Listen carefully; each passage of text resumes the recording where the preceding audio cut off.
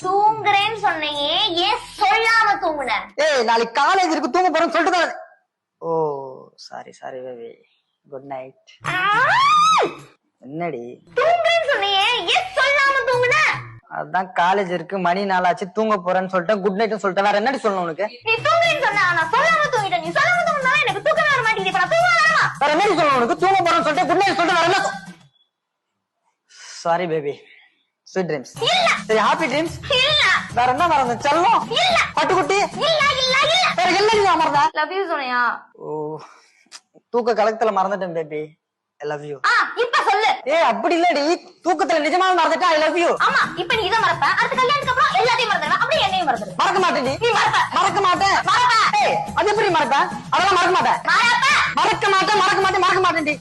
இனிமே உலகத்துல எது வேணா மறப்ப. உனக்கு லவ் யூ சொல்றேன், மறக்க மாட்டேன். போதுமா? மறக்க மாட்டேன். ஆனாலும் நீ மறப்ப.